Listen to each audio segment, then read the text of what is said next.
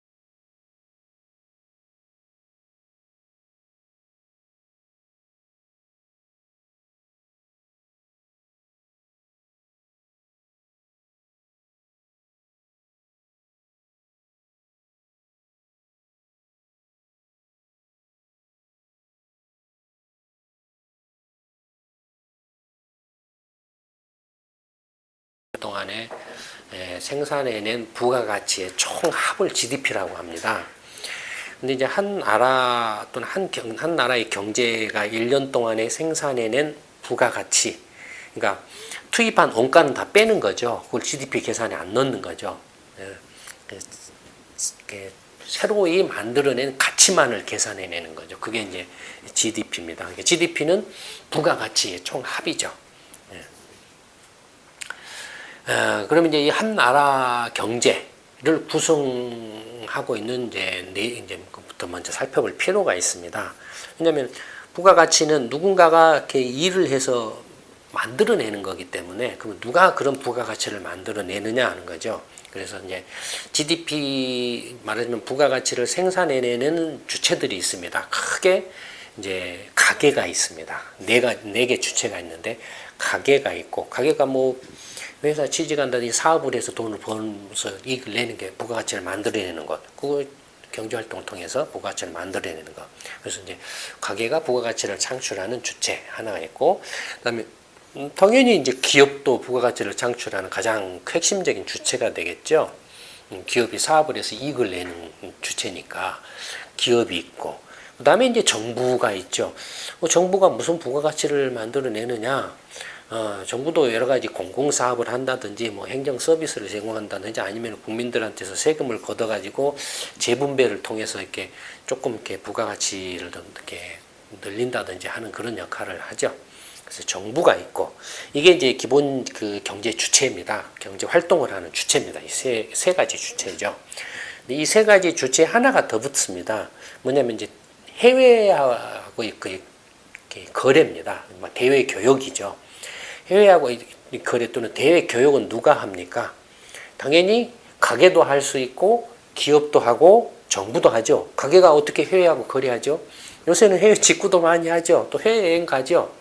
다 이게 또는 외국인이 한국에 와서 이렇게 여행을 한다든지 또는 외국 물건을 수입해 온다든지 기업이 또는 가게가 아까 말씀드린 직구 같은 것도 그렇고 정부가 어떤 그러니까 어떤 공사를 이렇게 입찰해서 외국 기업들이 입찰해 와서 이렇게 하는 그래서 이렇게 수주해서 하는 것도 정부가 해외 재화나 서비스를 수입하는 것이 되죠. 그러니까 이제 네 가지 부분입니다. 경제 활동을 하는 주체가 가게, 기업, 정부, 그다음에 대외 부분, 대부분 이렇게 네 가지가 있습니다. 그래서 GDP 통계를 이렇게 이제 보면은 이 네 가지 경제 주체들이 각각 얼마만큼 부가가치를 만들어냈느냐를 이제 조사해가지고 그걸 다 합친 것이 그 나라 경제 전체 GDP가 됩니다. 이게 이제 이런 방법이 있고 또 하나는 이제 생산활동을 통해서 이제 GDP를 만들어내는 왜냐하면 가게라든지 기업이나 정부 대외 부문을 경제 활동을 직접적으로 추정해내기는 쉽지가 않습니다. 가게가 소비를 했다 그럼 소비 활동을 했죠. 소비를 통해서 이제 부가가치가 얼마만큼 창출됐는가를 이렇게 추정해내는 대한민국의 가게가 굉장히 많은데 그걸 일일이 1년 동안에 얼마 썼습니까? 이렇게 다 조사해가지고 할 수는 없다 이거예요. 그래서 이제 좀 더 간편하게 할 수 있는 방법으로 이렇게 산업 생산 활동을 통해서 이제 근데 1차 산업, 농업, 수산업, 광업, 임업 이런 것들 이제 얼마만큼 생산해냈느냐, 그래서 생산해낸 물건을 얼마만큼 팔았느냐 다 신고해야 되죠. 국세청에다가 그걸로 이렇게 확인할 수 있잖아요. 기업 마찬가지, 제조기업, 제조 활동하는 기업들 다 제조 물건 만들어내 가지고 팔았는데 얼마만큼 팔았느냐, 그래서 법인세를 얼마만큼 매긴다든지 이걸 통해서 파악할 수 있다 이거예요. 그 다음에 또 서비스 산업 활동 같은 거. 그러니까 서비스 업계들이 많지 않습니까? 이런 서비스업들이 얼마만큼 또 이렇게 서비스를 제공해서 매출을 올리고 이익을 냈느냐. 이걸로서 이제 하는 이게 이제 산업 활동을 통해서 한다 이거죠. 그러니까 산업은 이제 주로 제조업을 이제 관공업을 이제 산업이라고 하죠. 서비스업까지를 포함하는 서비스도 서비스 산업이라는데 서비스 산업이라면 서비스업이죠 그냥. 그래서 이제 관공업하고 서비스업하고 1차 산업 다 합쳐서 그냥 이걸 산업이라고 부르기보다는 통상 뭐라고 경제 활동별이라고 산업 활동별 해도 똑같습니다. 1차 산업, 2차 산업, 3차 산업 하면 뭐 산업 활동별이 되는 거고 그냥 관공업을 산업이라고 딱 하면은 농림수산업 그다음에 서비스업 이제 산업활동 산업이라고 분류를 안 하면 그냥 경제활동이라는 말로서 이렇게 총칭을 해서 하죠. 그러니까 산업활동별 부가가치 창출액 또는 경제활동별 부가가치 창출액에서 농림수산업, 제조업, 그다음에 서비스업에서 각각의 부가가치를 1년 동안에 얼마만큼 만들어냈느냐 이걸 이제 계산해서 1차로 그걸 바탕으로 해서 이제 GDP를 이렇게 계산을 해내죠. 어쨌든 이제 예전에는 이렇게 산업활동 또는 경제활동별 기준으로 해서 GDP를 계산을 해서 발표를 했습니다. 근데 이제 이것보다는 이제 지출별, 그러니까 경제 주체들이 경제 활동을 한 걸 기준으로 해서 GDP를 만들어낸. 그래서 가게, 기업, 정부, 대외 부문 이렇게 해서 각각의 부가가치액을 산출해가지고 하는 게 훨씬 더 실제 경제 상황을 더 직감적으로 더 잘 알 수 있다 이겁니다. 농림수산업이나 제조업이나 서비스업이 얼마만큼 했느냐 하면은 실제 경제가 좋은지 나쁜지를 감을 좀 이렇게 사람들이 이렇게 감을 이렇게 쉽게 이렇게 감이 안 온다 이거예요. 알기가 조금 힘들다 실제 경제 상황을. 근데 가게가 얼마만큼 경제 활동을 했느냐면은 가게가 지금 상황이 어떻다라는 금방 직감적으로 알 수 있다 이거. 또 기업 경제 활동을 얼마만큼 했느냐, 도 보면은 또 금방 알 수 있다 이거예요. 기업 지금 그게 제조업이 됐든 서비스업이 됐든 농기업이 됐든 관계없이 기업 전체의 지금 상황이 어떻다라는 걸 훨씬 더 쉽게 알 수 있다 이거. 이게 더 현실적으로 이렇게 와 닿는 이제 방식이다 이거예요. 그래서 이제 GDP 통계를 예전에는 산업활동 내지는 경제활동별로 했다가 지금은 이런 경제 주체별로 이렇게 하고 있죠. 그건 이제 지출별이라고 합니다. 지출별로 이렇게 이제 GDP 통계를 내고 있습니다. 그래서 지출별로 보면은 가게 같은 경우는 당연히 경제활동, 가게는 어떤 활동입니다. 물건을 이렇게 소비를 하는 주체죠. 그다음에 월급을 받죠. 가게가 이렇게 소비를 하고 소득은 뭐 어디서 나서 이런 소비를 하겠습니까? 당연히 이제 회사에서 받는 월급이나 사업에서 받는 자영업이나 어떤 사업을 했을 때 얻는 소득이죠. 그다음에 주식이라든지 부동산이라든지 기타 채권이라든지 은행 예금이라든지 투자 소득이 있죠. 그런 거 하면은 이제 보조금 같은 거 예를 들어서 이제 기초연금이라든지 이런 것들은 보조금이지 않습니까? 또는 최저생계비 저소득 계층에 대한 지원 같은 것도 보조금이지 않습니까? 이런 것들을 바탕으로 해서 소비 활동을 한다 이겁니다. 기업은 어떻게 해야 합니까? 경제 활동. 기업은 당연히 사업을 하죠. 사업하려면 투자를 하죠. 공장을 짓고 사람을 고용하고 해서 이렇게 한다 이거예요. 투자 생산하는데 기업의 활동 영역은 크게 이제 주택 건설 사업과 비주택 건설. 그러니까 도로라든지 학교, 병원, 상업용 건물 이런 것들이 있죠. 그러니까 이제 건설 투자. 크게 건설 투자가 있고, 두 번째는 기업이 이제 공장을 짓는 설비 투자가 있고, 그 다음에 지금 이제 연구개발이라든지 지적재산권에서 음악 활동이나 영화라든지 이런 그 저작권 투자들 있죠. 그 다음에 이제 재고 투자라기보다는 그냥 물건을 만들었는데 이번 연도에 안 팔려가지고 또는 이번 기회에 안 팔려가지고 다음 기회에 이월한 걸 말하죠. 그렇죠. 재고 투자는 그다음에 이제 그럼 기업은 이제 이런 투자 활동을 통해서 얻는 소득은 뭐냐면 이익이죠. 부가가치입니다. 부가가치를 바탕으로 해서 이런 이제 부가가치를 창출하는 거죠. 물론 이제 이런 투자를 하기 위해서는 투자 자금을 이렇게 증권시장이나 은행 같은 금융시장으로부터 이렇게 조달해서 하죠. 그러나 기본적으로 그런 증권시장이나 은행으로부터 조달해서 이렇게 투자를 하는 것의 원천은 뭡니까? 돈을 받았으면은 투자한 투자자들한테는 배당을 줘야 되고, 그 다음에 은행에서 돈을 빌렸으면 은행에서 원리금을 상환해야 되죠. 그 돈 어디서 나섭니까? 이익으로 하죠. 이익으로 하면. 그러니까 기본적으로는 다 이익입니다. 정부 역시 이제 정부도 소비도 하고 투자도 하죠. 공공 인프라 도로라든지 이런 온갖 4대 강이라든지 이런 투자 많이 하지 않습니까? 이런 거 투자도 하고 직접 소비도 한다 이거예요, 정부가. 그런데 이 정부가 이런 소비나 투자를 하는 돈은 또 어디서 나서 하겠습니까? 국민들이나 기업으로부터 걷어들인 세금으로 하죠. 세금으로 한다는 거죠. 그런데 대외부문은 이제 수출하고 수입을 하는 거죠. 서로 이제 가게나 기업이나 정부가 수출을 하거나 재화나 서비스를 수출하고 또는 외국으로부터 수입해 들어와서 이런 경제 활동을 하는 거죠. 그러니까 이런 경제 활동을 기준으로 해서 이제 GDP 통계를 낸다 이겁니다. 이런 경제 활동을 통해서 이렇게 GDP 통계가 나오는데, GDP 통계는 부가가치라 그랬잖아요. 1년 동안에 만들어낸 부가가치라 그랬잖아요. 그 부가가치를 만들어내면 어떻게 합니까? 첫째는 아까 그 산업활동별, 생산별 또는 경제활동별로 이제 농림수산업 또는 제조업, 서비스업에서 만들어낸 부가가치. 이게 이제 산업활동, 경제활동별 부가가치죠. 이게 생산면에서 생산활동면에서 본 부가가치. 그 다음에 방금 말씀드린 이제 경제 주체별로 가계, 기업, 정부 또는 대외부문 해가지고 경제 주체별로 경제 활동을 통해서 만들어내는 부가가치. 이건 뭡니까? 지출별이라고 합니다. 그러니까 소비 투자별 부가가치라는 거죠. 그 다음에 만들어내는 부가가치는 여기서 보신 것처럼 이게 소득이 이게 다 이렇게 이제 가계가 이제 소비하고 하는 것은 다 임금이나 투자소득이나 보조금을 바탕으로 해서 이렇게 한다. 그러면은 이 가계는 임금이나 투자소득 보조금은 누구한테서 받아야 되죠. 그렇죠. 나라 전체로 보면은 1년 동안에 만들어진 부가가치 중에서 가계가 얼만큼 월급으로 가져가거나 배당으로 가져가고 또는 보조금을 받았는가. 그 다음에 또 이렇게 또 이제 전체 부가가치 중에서 기업은 얼마만큼 이익으로 가져갔는가, 정부는 얼마만큼 세금으로 가져갔는가. 이게 이제 뭡니까? 분배죠. 그러니까 분배면에서 이걸 다 합치면, 요걸 다 합치면은 이거하고도 같죠. 가계나 기업이나 정부가 경제 활동을 통해서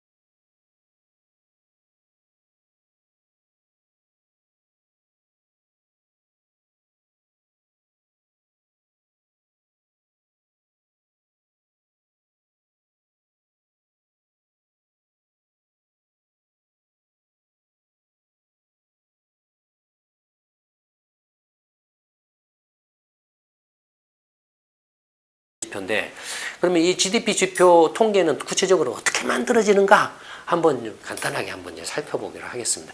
이걸 조금 이렇게 이해하시면 훨씬 더 GDP라는 그 통계의 의미를 이제 더 뭐랄까요? 의미를 좀 더 되게 그 실감나게 이해하실 수 있을 겁니다. 또 이런 언론이나 뭐 인터넷상에서 뭐 GDP 성장률이 어떻다라는 말도 아 이게 어떤 의미다라는 것을 좀 더 이렇게 피부에 와 닿게 이해하실 수 있을 겁니다. 먼저 이제 GDP는 아까 말씀드렸던 것처럼 1년 동안에 한 나라의 경제가 생산해내는 총 부가가치라고 그랬죠. 그럼 총 부가가치는 어떻게 하냐면 예를 들어서 이제 각 그 기업들이 생산해 이렇게 해가지고 번 돈에서 기업은 농림수산업도 있고 또 자영업 한 사람도 있을 거고 그 다음에 이제 제조업도 있고 서비스업도 있죠. 그러면 국세청이 다 이제 소득 신고를 하지 않습니까? 그걸 바탕으로 해서 아 1년 동안에 얼마만큼 이제 그 총 그 부가가치가 창출됐다라는 걸 계산해낼 수 있어요, 대강. 그게 뭐냐면은 그렇게 해서 계산해내는 게 뭡니까? 명목 GDP입니다. 그냥 이제 우리는 이렇게 작년에 1억 원 벌었습니다. 1억 원 벌었는데 매출이 1억 원이었습니다. 근데 이익은 뭐 2천만 원 났습니다. 월급으로 얼마 주고 월급은 한 3천만 원 주고 이익은 2천만 원 났습니다. 그다음에 나머지 5천만 원은 원가로 이렇게 지급했습니다. 물건 사는데 지급했습니다. 이렇게 이제 하면 부가가치는 5천만 원이 된다 이거예요. 그러니까 실제 투입한 것은 이렇게 물건 구입하는 거 5천만 원만이 이제 원가고 인건비는 부가가치예요. 왜냐하면 아무것도 없는 상태에서 사람이 가서 이렇게 몸으로 일해가지고 벌어들인 거니까 부가가치예요. 그러니까 인건비는 부가가치에 들어갑니다. 임금은 부가가치에 포함돼요. 그렇게 해서 이제 딱 계산해낸 게 명목 GDP입니다.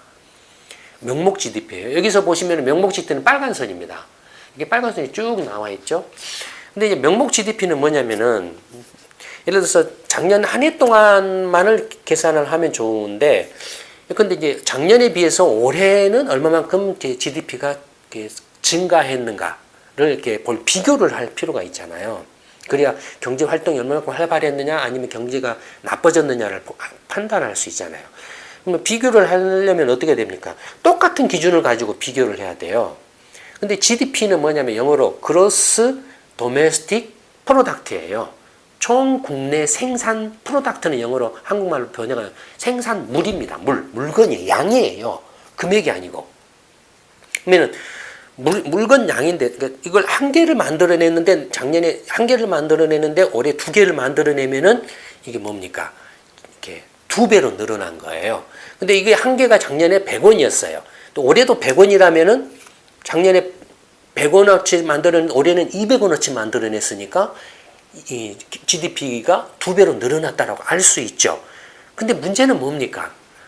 물건은 이제 작년에 이거 한 개 만들었는데 올해 이제 설명을 위해서 작년에 한 개 만들고 올해도 한 개 만들었어요. 그러면은 작년하고 올해하고 GDP가 늘어났습니까? 안 늘어났습니까? 안 늘어났죠. 똑같죠. 똑같아요. 근데 한 개 100원이에요. 그럼 작년에 100원, 올해도 100원이에요.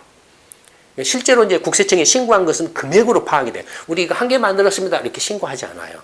금액으로 신고를 해요. 그럼 작년에 100원, 올해도 100원. GDP가 똑같아요. 근데 작년에는 이거 한 개 100원이었는데 올해 이게 120원으로 올랐어요. 근데 물건은 작년에 한 개, 올해 한 개. 근데 금액으로 치면은 작년에 100원인데 올해 120원이면은 금액으로 하면은 마치 GDP가 20% 늘어난 걸로 나타나죠. 실제로는 물건 한 개, 올해도 한 개니까 GDP는 안 늘어났죠. 실제로는. 그렇죠? 그러니까 문제는 뭐냐면은 이게 가격이 이렇게 올라가거나 내려가면은 이 GDP를 작년, 올해하고 이렇게 비교하기가 힘들다 이겁니다. 가격이 오르고 내리고 변동을 하면 GDP는 이 물건의 양을 측정하는 거기 때문에 물건의 양을 측정하기 때문에 그래서 그런 가격 변동을 제거를 해서 비교를 해야 되죠. 그러니까 작년에 100원이었는데 올해 가격이 120원으로 올랐으면은 20원만큼 오른 걸 빼서 이렇게 물건으로 환원해서 이렇게 계산을 해야 되죠. 그렇죠? 그러면은 어떻게 하면 됩니까? 작년에는 100원이었으니까 100을 100으로 나누고 올해는 120원 했는데 물가가 20% 올랐으니까 이걸 120으로 나누면 되죠. 물가 오른 것만큼을 이렇게 다 할인을 하면 되죠. 그러면 120원은 올랐지만은 금액으로는 120원이지만은 물가가 20% 올랐으니까 120%로 이렇게 할인하면은 1이 되죠. 똑같이. 그러니까 그렇게 되면은 작년에 1, 올해도 1 해서 GDP가 똑같다라는 게 나오죠. 그렇죠. 물가 상승률을 이렇게 인플레. 그러니까 명목 GDP를 가지고 GDP 통계를 먼저 내지만 실제로 작년하고 올해 또는 재작년하고 이렇게 비교를 하려면은 물가 변동 부분을 빼야 된다 이거예요. 방금 말씀드린 것처럼 물가 변동 부분을 제거하고 이렇게 물건 양 개수로 환원해서 비교를 해야 된다. 그러니까 물가 변동 부분을 빼서 만든 GDP 통계가 뭡니까? 그게 실질 GDP입니다. 그러니까 물가 상승률을 차감한 GDP 통계, 그게 실질 GDP예요. 여기서 보시면 그 실질 GDP는 이렇게 파란 선으로 나와 있습니다. 파란 선으로 나와 있어요. 그러면 실질 GDP하고 명목 GDP는 어떤 관계입니까? 명목 GDP를 물가 상승률로 나누어서 한 게 실질 GDP가 되죠. 그렇죠? 명목 GDP를 물가 상승률로 이렇게 나눈 게 실질 GDP가 돼요. 그러면 명목 GDP는 한 나라 경제 전체의 부가가치 생산액이라고 했죠. 그러면은 이 명목 GDP 총량을 할인을 하는 물가 상승률은 어떻게 계산을 해야 됩니까? 계산하기가 굉장히 힘들어요. 왜냐하면 그 명목 GDP를 실질 GDP로 만들기 위해서는 물가 상승률로 할인한다고 그랬죠. 이 명목 GDP를 할인하는 물가 상승률을 특별히 뭐라고 부르냐면은 디플레이터라고 부릅니다. GDP 디플레이터라고 불러요. 우리는 보통 물가 상승률을 인플레 하면은 뭘 말합니까? 소비자 물가 상승률을 말하죠. 그렇죠? 근데 GDP 통계에 있어서 이 물가 상승률은 GDP 통계 명목 GDP를 실질 GDP로 만드는데 사용되는 물가 상승률, 물가는 이걸 소비자 물가 상승률을 가지고 하지 않습니다. 이 디플레이터라는 걸 가지고 합니다. GDP 디플레이터라는 걸 가지고 해요. 그럼 GDP 디플레이터는 뭐냐라는 거예요. GDP 디플레이터는 예를 들어서 가게가 소비를 하면은 뭐가 문제입니까? 내 라면 값이 작년에 100원이었는데 120원 올랐네. 20원이나 올랐어. 이건 뭡니까? 소비자 물가죠. 가게가 소비하는 물건 값은 소비자 물가죠. 그렇죠? 기업이 소비하는 물가는 뭡니까? 자기가 공장을 짓는데 기계를 사는 기계 원자재 물가, 그걸 기업 물가 또는 생산자 물가라 그러죠.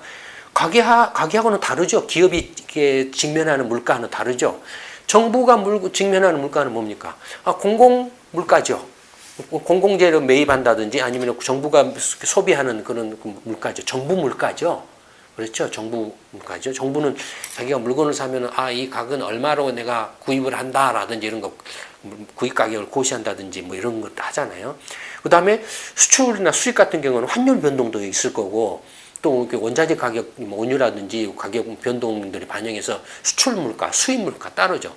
그러니까 GDP는 뭡니까? 이게 전부를 포함한 게 GDP라 그랬죠. 가계, 기업, 정부, 대외 부문을 다 포함한 게 GDP라 그랬죠. 명목 GDP는 이 네 가지를 다 포함한 거예요. 근데 이 네 가지를 다 포함했는데 소비자 물가는 가계의 물가 지수죠. 그렇죠. 그럼 명목 GDP를 소비자 물가를 할인하면은 만약에 그렇게 하면은 가계 부분의 물가만을 반영하는 것이 되죠. 기업이나 정부나 대외 부문의 물가는 반영을 못 하죠. 디플레이터는 뭘 말하냐면은 가계, 기업, 정부, 대외 부문 이 모두가 직면하는 이 물가를 종합해서 만든 종합물가 지수입니다. 종합물가 지수예요. 소비자 물가, 기업 물가, 정부 물가, 수출 물가, 수입 물가를 다 종합해가지고 가중평균해가지고 만든 종합물가예요. 그게 바로 디플레이터입니다. GDP 디플레이터예요. 근데 보시면 조금 좀 이상하다고 느끼지 않습니까? 물가는 계속 오르죠. 물가가 오르면 명목 GDP를 GDP 디플레이터, 즉 종합 물가 지수로 이렇게 할인을 하면 실질 GDP가 되죠. 그러면은 실질 GDP하고 명목 GDP 크기는 어떻게 되겠습니까? 물가가 오를 때에는 항상 명목 GDP가 더 크겠죠. 실질 GDP보다. 근데 명목 GDP가 120이에요. 근데 물가가 20% 올랐어요. 그러면 물가가 20% 올랐으니까 120을 물가 상승률 20%로 이렇게 할인하면은 어떻게 됩니까? 100이 되죠. 실질 GDP는. 명목 GDP는 120이고 실질 GDP는 100이니까 어떻습니까? 명목 GDP가 항상 크죠. 그렇죠. 물가가 플러스이면 물가가 이렇게 오를 경우에는 항상 명목 GDP가 실질 GDP보다 커야 돼요. 크게 나타나야 돼요. 보시면은 GDP 디플레이터를 보시면 2007년부터 2015년 2분기, 1분기까지 이렇게 분기별 GDP입니다. 거의 대부분 2012년 말을 제외하고는 거의 대부분 다 플러스죠. 그렇죠. 거의 대부분 플러스라는 것은 뭘 말합니까? 명목 GDP가 항상 실질 GDP보다 웃돌아야 된다는 거예요. 항상. 그러니까 명목 GDP가 항상 실질 GDP보다 더 커야 된다는 거예요. 그렇겠죠. 물가 상승률이 항상 플러스였으니까. 그렇죠? 근데 보시면 이게 이제 빨간 게 명목 GDP고 파란 게 실질 GDP인데 이 점을 기점으로 해서 요 전에는 실질 GDP가 명목 GDP보다 높아요. 물가는 훨씬 지금 물가 상승률이 더 높은 시기였는데 2010년 이전에는 물가 상승률이 높았잖아요. 높았는데 또 반대로 그럼 명목 GDP가 더 높고 실질 GDP가 낮아야 되는데 거꾸로 돼 있죠. 그리고 2010년 이후에는 반대로 이제 또 명목 GDP가 실질 GDP보다 더 높아요. 2010년을 기점으로 해서 이렇게 엇갈리고 있죠. 예. 이게 이제 GDP 통계가 정확하지 않다라는 겁니다. 실제 경제 상황을 실제 그 경제 활동, 부가가치 창출을 평가하는 데 있어서 GDP 통계가 정확하게 지금 이렇게 그 반영을 못하고 있다라는 거예요. 왜 그러냐면 이 한국은행이 GDP 통계를 산출하는데 아까 말씀드린 것처럼 명목 GDP를 실질 GDP로 환원하는데 뭘 한다 그랬죠? 물가 상승률, GDP 디플레이터로 한다 그랬죠? 근데 이 디플레이터를 계산하는 기준 연도를 2010년으로 잡았어요. 한국은행이. 5년마다 이게 변경을 합니다. 2005년, 2000년, 2010년 이렇게 기준을 변경을 해요. 기준 연도를. 그래서 2010년을 기준 연도로 잡았기 때문에 2010년에는 이 실질 GDP하고 명목 GDP가 같아요. 그렇죠. 2010년을 100으로 했기 때문에 2000년 명목 GDP가 100이면 100으로 하면은 그대로 실질 GDP도 100이에요. 물가 상승률이 100이 그냥 2010년을 기준으로 했기 때문에 그렇게 되죠. 그래서 같아요. 근데 왜 2010년 이전에는 실질 GDP가 명목 GDP보다 높게 나타나고 그 후에는 반대로 나타나느냐라는 거예요. 그 원인이 뭐냐면 이 물가 상승률을 계산하는 방식에 문제가 있기 때문에 그렇습니다. 물가 상승률을 계산하는 방식에. 예를 들어서 여러분들 2005년에는 지금과 같은 스마트폰이 있었습니까? 없었죠. 그냥 휴대폰이 있었죠. 그렇죠. 2010년에부터 이제 본격적으로 스마트폰이 막 보급되기 시작하죠. 그러면 2010년 이후의 물가 상승률은 뭐가 주도하겠습니까? 예를 들어서 스마트폰 가격의 변동이 상당히 영향을 미치겠죠. 그러나 2005년에는 스마트폰이 없었기 때문에 영향을 못 미치겠죠. 그러면은 2005년에 물가 상승률을 계산하기 위해서 이제 콩나물부터 시작해가지고 뭐 시금치하고 그다음에 뭐 반도체, 자동차, 뭐 그다음에 방금 말한 휴대폰, 그다음에 컴퓨터, PC 온갖 것의 물가들을 수입 상품하고 뭐 이렇게 다 이게 물가를 이렇게 계산하기 위해서 이렇게 그 바스켓, 이제 바구니를 만들어서 이렇게 계산하기, 물가 상승률을 계산하는 지표를 만들기 위해서 다 이렇게 조사를 하겠죠. 그렇죠. 근데 요때 이제 그 표준이 되는 이게 그 품목들을 딱 정해가지고 물가 상승률을 5년 동안 그 품목을 가지고서 품목의 가격 변동을 가지고서 계산을 한다 이거야. 그러면 어떻게 되겠습니까? 2005년을 기점으로 하면은 2006년, 7년, 8년, 9년, 10년 가면 갈수록 이 바구니에 들어간 품목이 2008년, 9년 멀리 가면 갈수록 8년이나 9년의 물가 상승률을 제대로 반영할 수 있겠습니까? 못하죠. 2010년을 반영할 수 있겠습니까? 못하죠. 왜 그런다 그랬죠? 스마트폰이라는 새로운 물건이 나와서 안 맞죠. 이제 2005년에 만든 물가 상승률을 계산하기 위해서 만든 바구니가 2010년에는 더 이상 이렇게 2010년의 물가 상황을 제대로 반영을 못하는 여기 이제는 이제 스마트폰을 집어넣어야 돼. 이 바구니에다가 물가 계산할 때 바구니에다가 집어넣어야 돼요. 그럼 바구니를 바꿔야 돼요. 2010년에 그 기준을 바꾸는 거예요. 이렇게. 바꿔요. 2010년에 기준을 정했는데 그래서 2010년 바구니를 가지고 다시 이제 2005년까지 2002년이나 그 이전의 물가를 다시 이 2005년에 계산한 물가를 가지고 이렇게 명목 GDP하고 실질 GDP를 계산을 해내는데, 이제 기준이 2010년 바구니로 바뀌어지면, 물가를 계산하는 디플레이터를 계산하는 기준이 2010년으로 바뀌어지면, 이 2010년에 계산된 물가 상승률을 가지고 이제 새로 2009년, 8년, 7년, 5년, 2000년에 그 물가 상승률을 새로 디플레이터를 다시 계산해요. 요때 바구니를 가지고.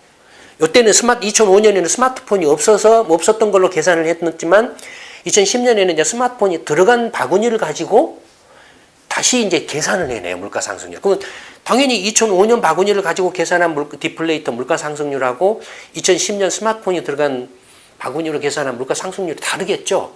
다르면은 명목 GDP를 이제 이런 물가 상승률을 가지고 다시 계산해내면은 실질 GDP가 변하겠죠. 예, 그걸 나타냅니다, 지금. 2010년 바구니로 바꿨더니 2010년 이전의 물가는 어떻게 됩니까? 명목에 대해서 실질 GDP가 높게 나타나는 것은 물가 상승률이 과소평가돼요. 그 다음에 2010년 이후에는 물가 상승률이 과대평가가 됩니다. 물론 이제 이 산출하는 방식이 두 가지가 있어요. 막 경제학을 공부하신 분들은 라스파이에르 지수라는 게 있고 파쉐 지수라는 게 있는데, 이제 예를 들어서 2005년하고 2010년을 기준하면은 라스파이에르 지수는 2005년 물가 바구니를 가지고 계산해내서 실질 GDP를 계산해내는 방식이고, 파쉐 지수는 2010년 바구니를 가지고 물가 상승률을 계산해서 실질 GDP를 계산해내는 그런 방식이에요. 그러니까 2010년을 기준으로 하면은, 그러니까 그 최근 연도를 기준으로 하면은 과거 연도가 뒤틀리고, 과거 연도를 기준으로 하면은 최근 연도가 뒤틀려요. GDP 통계가, 실질 GDP가 뒤틀려요. 예. 이런 것 거의 모르시죠? 근데 이런 걸 알아두시면, GDP 통계가, 이렇게 문제가 조금 이렇게 정확하지는 않다라는 걸 이렇게 이해하실 수 있을 겁니다. 예. 지금은 이제 이런 그 물가를 계산하는데, 이런 그 결함은 100% 다 정확하게 고칠 수가 없어요. 그래서 이제 이 파쉐 지수하고 라스파이레 지수를 두 개 합친 이제 피셔 지수라는 거 두 개를 기하 평균으로 해가지고 피셔 지수를 이용하는데, 이것도 이런 그 왜곡을 피할 수는 없어요. 예. 기준 연도를 기점으로 해서 멀어지면 멀어질수록 부정확해져요. 실질 GDP 통계가 부정확해져. 물가 상승률 왜곡이 일어나가지고 정확도가 떨어져요. 예. 그러니까 가장 지금 2015년, 14년 요 무렵에 정확도가 떨어지는 시기겠죠. 2010년 물가 바스켓을 가지고 하면. 그렇죠. 2015년에 새로 이제 바스켓을 또 만들어서 하면 또 이제 조정이 일어날 거예요. 네, 이런 겁니다. 이제 이렇게 실질 GDP를 이렇게 계산해내면 실질 GDP를 가지고 이제 뭘 합니까? 전년 대비 또는 전기 대비 실질 GDP 성장률을 계산해내죠. 예, 전년 동기 대비 또는 전년 대비 실질 GDP를 가지고 계산을 해내는 겁니다. 이게 이제 실질 성장률입니다. 그 다음에 이제 예를 들어서 이제 그 민간 소비 같은 경우를 예로 들어보면, 민간 소비 방금 똑같은 현상이 나타나죠. 2010년에는 명목 소비하고 실질 소비가 같아요. 그래서 묵 벌어져요. 2010년 이후에는 명목이 커지고 실질은 작아지는데, 반대로 2010년 이전에는 실질이 높고 명목이 작아져요. 그러니까 이때는 물가가 마이너스로 나온다라는 거죠. 실질이 명목보다 크다라는 것은. 그다음 2010년 이후에 물가가 플러스로 나온다는 거. 실제로 민간 소비자 물가 상승률을 말합니다. 그 소비 물가 상승률은 항상 플러스였죠. 그러니까 왜곡되는 거예요, 지금. 왜곡되고 있어. 근데 어쨌든 간에 이렇게 민간 소비에서 실질 GDP를 이렇게 계산해 가지고, 이 실질 GDP를 가지고 성장률을 이제 전년 동기 대비 또는 전기 대비 성장률을 이렇게 계산을 해냅니다. 그렇죠. 금방 계산해내죠.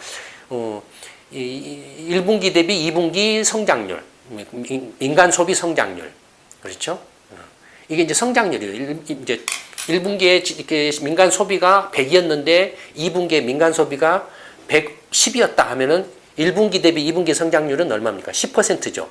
근데 작년 2분기 민간 소비가 뭐 이렇게 110이었다라고 하면, 올 2분기 민간 소비가 120이면 작년 동기 대비로는 민간 소비 성장률은 0%죠. 이렇게 해서 이제 성장률을 계산.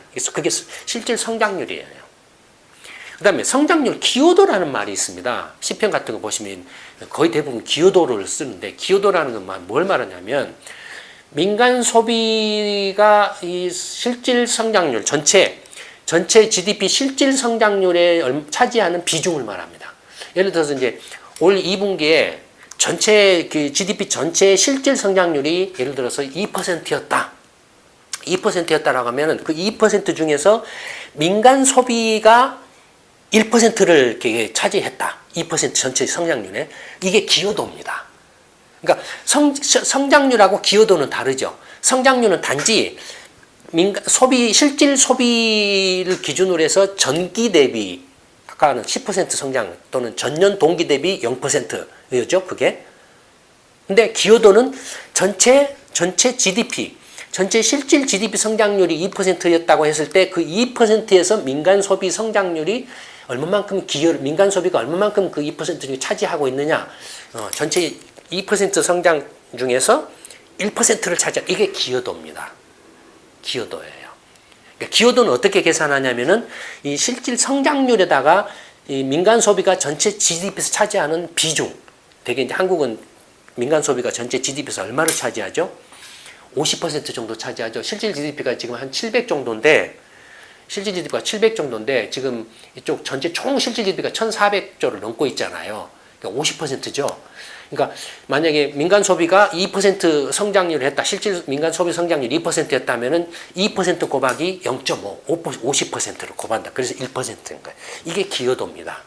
이렇게 해서 이제 기여도를 계산해요. 그러니까 기여도는 전체 GDP 성장률에서 민간 소비 주택 투자, 건설 투자, 그다음에 기업의 설비 투자, 수출 수입이 얼마만큼 실질 GDP 성장률에서 차지하고 있느냐, 차지하고 있는 비중, 가중치를 곱해가지고 계산해낸 거죠. 그러니까 실질 성장률과 성장률, 기여도, 디플레이터, GDP 이렇게 쭉 구별이 되십니까?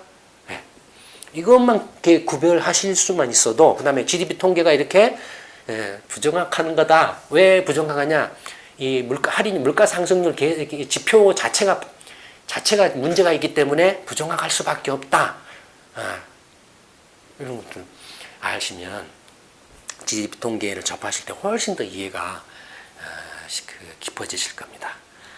그에 이렇게 세부적인 부분들에 대해서는 이렇게 각 항목별로 있습니다만은 이건 이렇게 경제 시평이나 이런 걸 참고로 보시면 충분히 이렇게 이해되실 수 있을 거라고 생각합니다. 지금까지 설명해 드린 것만으로도 충분하다고 생각합니다. 오늘 9월달 동영상 첫 회분은 이걸로 마치도록 하겠습니다. 감사합니다.